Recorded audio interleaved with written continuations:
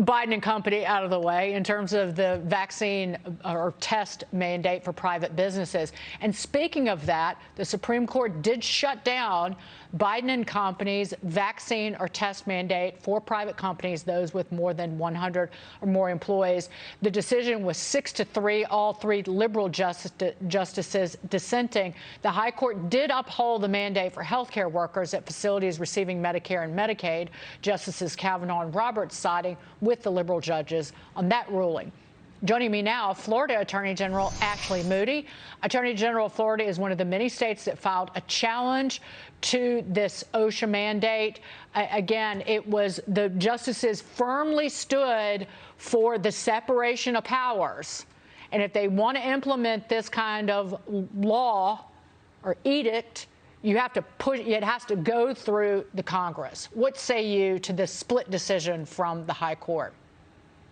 You're right, Dagan. You know, the ruling was very clear as to this OSHA mandate. The court said this was like taking a blunt instrument and trying to enact health care policy on a wide-scale basis using the excuse that you're trying to protect a workplace. And they were very clear. Congress did not intend for OSHA to have that kind of authority. And so they said, if you're going to do this, this has to be industry-specific. It has to relate specifically to a workplace condition, not something that would generally relate to any gathering, like a sports event or going to a restaurant or gathering in large crowds. So I thought they were very clear, and this was a win, not just for freedom. Obviously, Governor DeSantis and I are working to keep Florida free.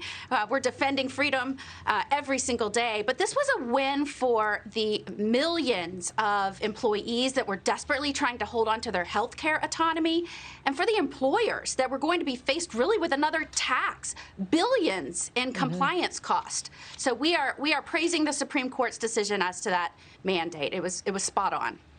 Well, listening to the liberal justices questioning attorneys last week, that with Sotomayor and Breyer and Kagan, they were focused on like health issues. And with Sotomayor, Justice Sotomayor's case, false statistics, inaccurate statistics about the virus and say about children. But that wasn't the issue in front of the court. It was simply an issue, as the Journal wrote, of who decides the policy. It was never a question about the efficacy of vaccine mandates and the need for intervention by the White House. It was simply a rule of law. And what the Constitution says about states versus the federal government. And it was just, well, maybe I shouldn't be astonished at this point, but it was kind of mind-boggling at the nature of the questioning by the liberal justices. I think it concerned a lot of folks. You know, I've been a federal prosecutor, a judge for over a decade myself before becoming the Attorney General of Florida. I think it concerned a lot of folks that you saw Supreme Court justices asking questions on things they may have heard or read about and not focusing on the record of the case. And you're correct, Dagan. This was about whether a president of the United States and his administration can enact such sweeping policy that was never given to them, that power, by Congress. It was absolutely a win yesterday, not only in this specific case, but for the separation of powers and the principles on which this country was founded. I was so elated to hear about this decision, and we'll continue to fight. Look, this isn't the end. You're going to see more mandates. You're going to see more attempts by this administration to encroach upon states, to obliterate the separation of powers. And in order to have a free society, a true democracy, you have to have people willing to fight and stand up, and we'll continue to do that.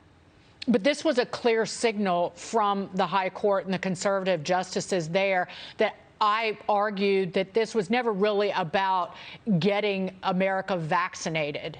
It was, if you look at just Americans who've had one shot, in terms of adults, 87% of adults have gotten at least one jab. 95% of people over 65 have gotten one jab. It was about using the power of the executive branch and really expanding it. You know, an unclothed emperor's edict, if you will, And it was about opening the door for greater control and greater influence over things like climate change by the executive branch. And this kind of drew another line between the legislature and the executive branch, between the federal government and the states. You're absolutely right. It was such an important ruling as we see more and more push by this administration to encroach upon states' rights, to gobble up power, to use federal power like it's never been used. If this had gone another way, if they had not given a stay on this OSHA mandate, that would have been steroids injected to this radical, overreaching administration. Before we go, Attorney General, you and 15 other attorneys general calling for action on the fentanyl surge coming in from China across our border with Mexico. In a letter to the Secretary of State, Tony Blinken, you write, quote, Chinese chemical manufacturers are now making and sending the raw ingredients to make fentanyl to Mexican drug cartels, which are in turn making and trafficking fentanyl at an industrial scale. This is now the #1 killer of young Americans. Your reaction to the lack of action and the porous, wide-open border from this administration? We have been desperately pleading from action and strong, bold control of this border because it is killing Americans. In Florida, we're seeing record overdose deaths, and we know this is because of the fentanyl coming over the border. This administration has done nothing. We saw in the last administration under Trump really some good movement by China in terms of trying to control some of the fentanyl being shipped directly here. Now, under this administration, they're shipping analogs to Mexico. We have industrial labs. The fentanyl that has been seized at the border just in the last year is enough to kill the entire American population 7 times over. Fentanyl deaths, opioid deaths, is now the leading cause of deaths of adults ages 18 to 45. It's overtaken cancer, car accidents, COVID. They need to do their jobs. President Biden needs to get off his hands and start taking action.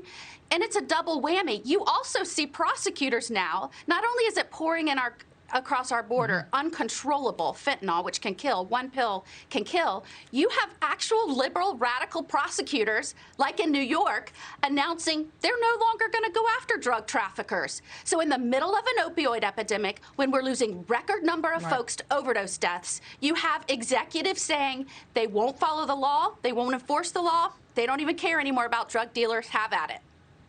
They don't care about the people who are dying from fentanyl poisonings, and they don't care about the families who are grieving. The families left behind with a lot of questions. They have no answers. They don't even have an I'm sorry. Ashley Moody, great to see you. Thank you so much, Attorney General from the state of Florida. Be well. Thanks, Dagan.